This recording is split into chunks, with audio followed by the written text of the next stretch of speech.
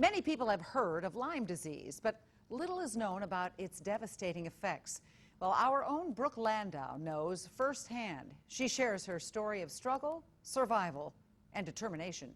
Well, good afternoon, everybody. You know the voice. All right, let's take a look here at the South Bay. You know the name. And we'll be back in 30 minutes. You know the smile. But for 10 News traffic reporter Brooke Landau, the road hasn't always been so smooth. Every day that viewers see me on this newscast, I'm in pain.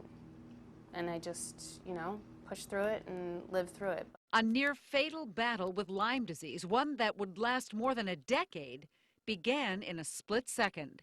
In 1995, I went to bed absolutely fine. 1 year out of college, climbing the corporate ladder, had a great job, went to bed one night, as I said, perfectly fine, and woke up paralyzed from the waist down and the neck up and didn't move again for a year and a half. Unable to move, the pain of that life-changing moment remains. I started yelling for my mom, and she came and they brought me to the hospital. Although she didn't know at the time, Brooke had been bitten by a deer tick. It's the most common way to contract the disease, but her diagnosis wouldn't come for another 7 years. Despite 7 positive spinal taps, her blood tests kept coming back negative. So it kind of ties the hands of the doctors. I mean, it's hard for them to treat you if the tests say they're negative. It's believed lab tests to detect Lyme disease are unreliable, an estimated 50 to 70% of the time. Lyme is the great pretender. Family practice physician Dr. Therese Yang points to the complexities of the disease. It can present any way. It can present neurologic problems. It can present with arthritic problems. It can present with, cognitive trouble remembering, trouble thinking.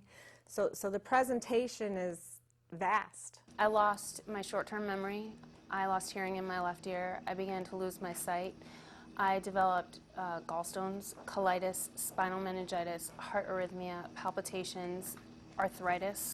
Brooke says she's alive today because one doctor was willing to put his medical license on the line. I had a doctor who said, well, let's give this a try. The experimental treatment, not approved by the FDA, consisted of pumping high doses of antibiotics into her heart 24 hours a day for 2 months. She also underwent 30 days of treatment in a hyperbaric oxygen chamber. And they believed that by hyperoxygenating all of the tissues and cells, it would allow the medication to penetrate a lot deeper and kill the disease. Brooke's doctor ended up losing his license, even though he saved her life. I think you have to get to a point where you stop expecting to be cured, because that's not survival. Some of us are just never cured. And instead, you adopt this, like I did, this relentless hope that no matter what the outcome is, you will make a life for yourself. Just 2 months ago, Brooke tested negative for Lyme disease for the first time in 12 years. Although she will always have some measure of chronic pain, Brooke, ever the optimist, looks to the future. This means the world to me. I'm so happy to be here in San Diego and be alive and in this fantastic city and just moving forward. And bringing people their traffic news. That's right. Oh, we're glad Brooke's here, too.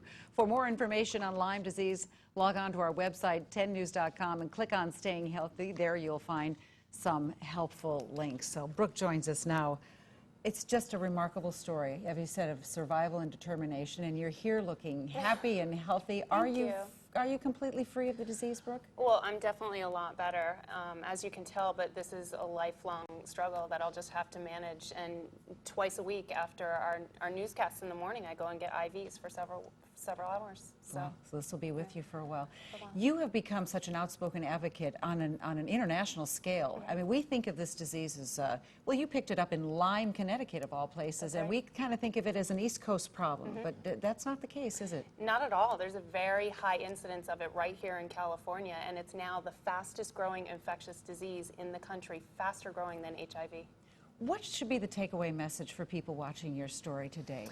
I think the most important thing is to make sure that within 24 hours, if you think you've been bitten, to get those antibiotics that are so necessary. It could mean the difference between a couple of days of pain and struggle or a lifetime like me. It'd be nice to have a doctor who was an advocate like you had. Yeah, there are very few of them left in the country. There are only about 7 who are truly Lyme literate because systematically they're just having their licenses taken away. I'm going to ask my doctor, are you Lyme literate? Yes. That's right. Well, we're glad you're healthy Thank and you with so us here in much. San Diego, So Brooke. glad to be here with everyone. All right, thanks for sharing your story.